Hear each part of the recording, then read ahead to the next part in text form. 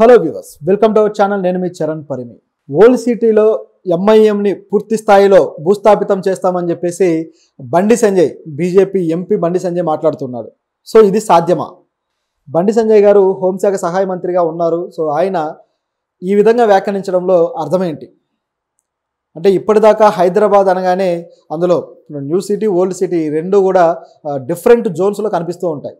Old సిటీలో దాదాపు 7 నియోజకవర్గాలు ఉన్నాయి. సో ఈ 7 నియోజకవర్గాల్లో కూడా ఎంఐఎం ఎంతో బలంగా ఉంటుందన్నమాట, మజ్లిస్ పార్టీ. సో ఇందులో ఎప్పుడు కూడా ప్రతిసారి అసదుద్దీన్ ఓవైసీ గారు ఎంపీగా గెలుస్తూనే వస్తున్నారు. గత 5 సార్లలో 5 సార్లు గెలిచారు.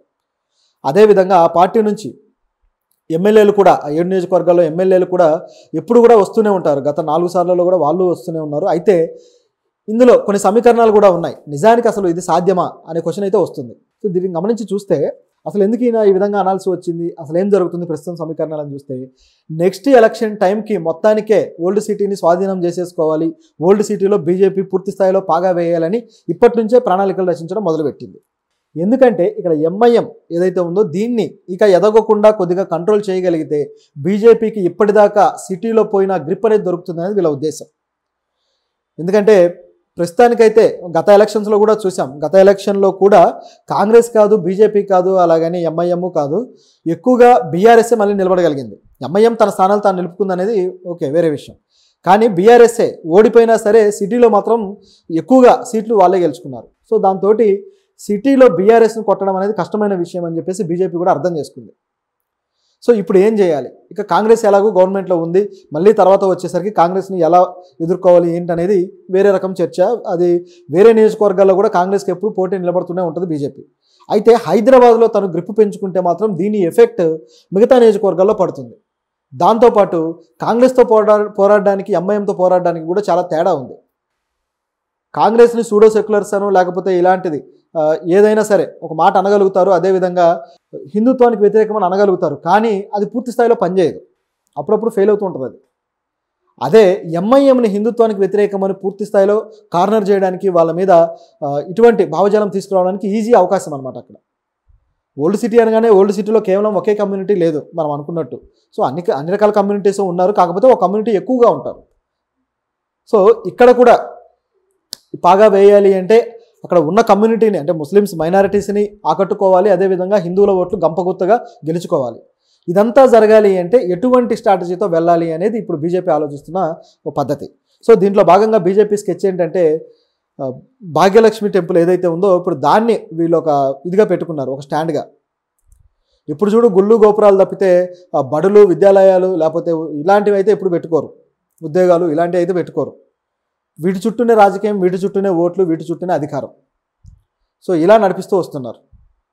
సో ఇక్కడ కూడా గమనించి చూస్తే ఆ భాగ్యలక్ష్మి టెంపుల్ ఆ చార్మినార్ ఆనుకొని ఒక చిన్న ఇదిగా దాన్ని ఏర్పాటు చేసుకొని తర్వాత అది కాలక్రమేణా పెద్దగా రూపొందించి చివరికి అది అక్కడే స్వయంభూ అన్నట్టుగా, అదేవిధంగా అక్కడ వెలసినట్టుగా డిజైన్ అయిపోయింది. చివరికి ప్రజలంతా కూడా ఒక సెంటిమెంట్గా దాన్ని భావించడం మొదలుపెట్టారు ఆ టెంపుల్ని. సో ఎప్పుడు చూడు ఏదైనా ఒక ముస్లిమ్స్కి సంబంధించిన ఏదైనా ఇది వచ్చినప్పుడు దాన్ని ముందుకు తీసుకొచ్చేసి రాద్ధాంతం చేయడానికి ప్రయత్నిస్తూ ఉంటారు. ఇంకా వేరే ఏ టాపిక్ దొరకదనమాట. సో ఇప్పుడు కూడా భాగ్యలక్ష్మి టెంపుల్ని మేము అభివృద్ధి చేస్తామని చెప్పేసి అమిత్ షా గత ఎలక్షన్ టైంలో వచ్చి అన్నాడు. హైదరాబాద్ని అభివృద్ధి చేస్తామని లేదు. సో ఈ విధంగా మాట్లాడుతుంటారు అనమాట బీజేపీ వాళ్ళు. సో వీళ్ళని ఏమనాలో అర్థం కాదు. సో ఇప్పుడు కూడా అదే స్టాండ్ తీసుకొని ముందుకెళ్ళబోతున్నారు. అయితే దీంట్లో కొద్దిగా అయినా వీళ్ళు చీల్చడం సాధ్యమేనా అనే ప్రశ్న వస్తుంది. సో దీన్ని గమనించి చూసినప్పుడు గతం నుంచి రాజకీయాలు మనం పరిశీలించి చూడాలి. సో గతంలో అయితే 2009లో ఈ 7 నియోజకవర్గాల్లో ఒక గోషామహల్ మాత్రం కాంగ్రెస్ అభ్యర్థి గెలవగలిగారు. 2009లో కాంగ్రెస్ అభ్యర్థి గెలిచారు. ఆ తర్వాత 2014 నుంచి కూడా ఇప్పటికీ 3 సార్లు రాజాసింగ్ వచ్చాడు బీజేపీ నుంచి. సో ఇది ఇక్కడ ఒక మార్పు అనమాట. బీజేపీకి అనుకూలమైన ఒక సడన్ చేంజ్ ఇక్కడ వచ్చింది 2014లో. ఎందుకంటే ఓల్డ్ సిటీ కాన్స్టిట్యున్సీలో ఒక బీజేపీ నాయకుడు రావడము అనేది ఆశ్చర్యం కలిగించింది అందరికీ. ఎందుకంటే మెజారిటీ పీపుల్ అక్కడ ఓటింగ్ అంతా అది వాళ్ళు ఉన్నారు కదా అనుకుంటే, కానీ రాజాసింగ్ కూడా అంటే నేటివ్ హైదరాబాదీ పర్సన్ కాదు.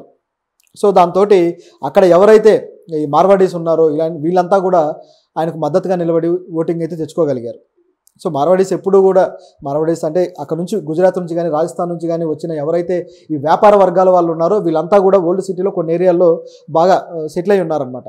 వీళ్ళు అక్కడ బీజేపీకి దన్నుగా ఉంటూ బీజేపీకి కూటములు ఏర్పాటు చేసి అంటే ఒక కమిటీలు కానీ ఇలాంటివి ఏర్పాటు చేసి వాళ్ళు ముందు నిలబడుతూ ఉంటారు.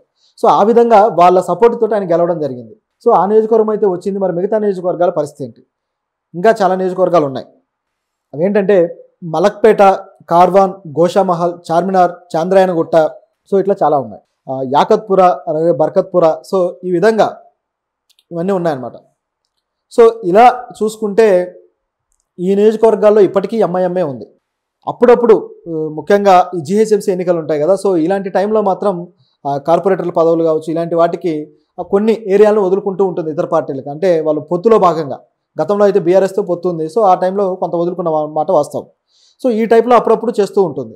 ఒక్కోసారి గోషామహల్ ఎందుకు ఇప్పుడు మిస్ అయిపోయింది అంటే పొత్తులో భాగంగా వదులుకుంటూ రావడం వల్ల చివరికి ఏమైపోయిందంటే ఇప్పుడు ఈ గోషామహల్ మిస్ అవ్వడం జరిగింది. ఎప్పుడైతే రాజాసింగ్ ఎంట్రీ ఇచ్చాడో అంటే అక్కడ ఒక లిబరల్ ఐడియాలజీకి సంబంధించిన పీపుల్ తయారవడము, అదేవిధంగా ఆ పొత్తులో వేరే పార్టీకి ఓటేయాల్సి వచ్చినప్పుడు దానికి సంబంధించిన ఓటర్లు మొబిలైజ్ అవుతారు కాబట్టి ఆ విధంగా కాంగ్రెస్కి కొంత ఓటింగ్ వచ్చి ఆ తర్వాత అది పూర్తి స్థాయిలో బీజేపీకి మారడం జరిగింది. సో దాంతో సిటీలో బీఆర్ఎస్ను కొట్టడం అనేది కష్టమైన విషయం అని చెప్పేసి బీజేపీ కూడా అర్థం చేసుకుంది. సో ఇప్పుడు ఏం చేయాలి? ఇక కాంగ్రెస్ ఎలాగో గవర్నమెంట్లో ఉంది, మళ్ళీ తర్వాత వచ్చేసరికి కాంగ్రెస్ని ఎలా ఎదుర్కోవాలి ఏంటనేది వేరే రకం చర్చ. అది వేరే నియోజకవర్గాల్లో కూడా కాంగ్రెస్కి ఎప్పుడు పోటీ నిలబడుతూనే ఉంటుంది బీజేపీ. అయితే హైదరాబాద్లో తను గ్రిప్ పెంచుకుంటే మాత్రం దీని ఎఫెక్ట్ మిగతా నియోజకవర్గాల్లో పడుతుంది. దాంతోపాటు కాంగ్రెస్తో పోరాడడానికి ఎంఐఎంతో పోరాడడానికి కూడా చాలా తేడా ఉంది. కాంగ్రెస్ని సూడో సెక్యులర్స్ అను లేకపోతే ఇలాంటిది ఏదైనా సరే ఒక మాట అనగలుగుతారు, అదేవిధంగా హిందుత్వానికి వ్యతిరేకమని అనగలుగుతారు, కానీ అది పూర్తి స్థాయిలో పనిచేయదు. సో ఈ స్ట్రాటజీ అనేది ఈ ఎంఐఎంకి కొంత మైనస్ అయింది. అయితే మిగతా 6 ప్రాంతాలు కాపాడుకుంటూ వచ్చారు. ఇప్పుడు బండి సంజయ్ నేను పూర్తి స్థాయిలో దిగుతున్నాను, మొత్తానికి ప్రక్షాళన చేస్తానని సవాల్ చేశాడు.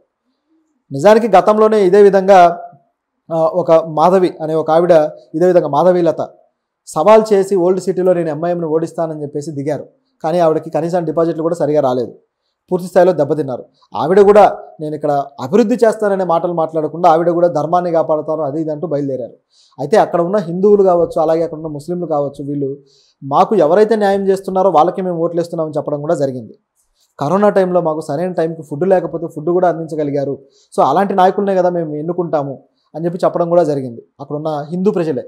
సో ఈ విధంగా మాట్లాడారనమాట. అంటే మతం పేరు మీదనో లేకపోతే సంస్కృతి పేరు మీదనో ధర్మం పేరు మీదనో రాజకీయం చేస్తానంటే అక్కడ పీపుల్ ఒప్పుకోలేదు. మాకు కావాల్సింది మా అవసరాలు తీర్చడం, దానికోసం మేము కట్టుబడి ఉన్నాము, అలాంటి నాయకులు కట్టుబడి వస్తే మేము వాళ్ళని గెలిపించుకుంటామని చెప్పడం జరిగింది. సో ఆ విధంగా మాధవి గారు అయితే దెబ్బతిన్నారు. అదేవిధంగా ఇప్పుడు ఈయన బండి సంజయ్ కూడా దెబ్బతినబోతున్నాడా? అయితే ఇప్పుడున్న అవకాశాలు అయితే కొద్దిగా డిఫరెంట్గా ఉన్నాయి. ఎందుకంటే గత 2 సార్లుగా కూడా బీజేపీ కేంద్రంలో రావడము, ఇప్పుడు కూడా రావడము, అదేవిధంగా ఈసారి నియోజకవర్గాలు కూడా కొన్ని పెంచబోతున్నారు. సో కొన్ని సమీకరణాలు మార్చబోతున్నారు. సో దీన్ని బట్టి చూస్తే వీళ్ళకు ఓటింగ్ ఎటువైపు ఉందో అటువైపు వీళ్ళకి తయారు చేసే అవకాశం అయితే ఉంది ఆ నియోజకవర్గాలని. ఆ విధంగా బీజేపీ ఖచ్చితంగా ఒక 2 నియోజకవర్గాలు అయితే కొట్టగలుగుతుంది ఈ తర్వాత ఉండే పరిస్థితుల్లో అనేది కనిపిస్తుంది.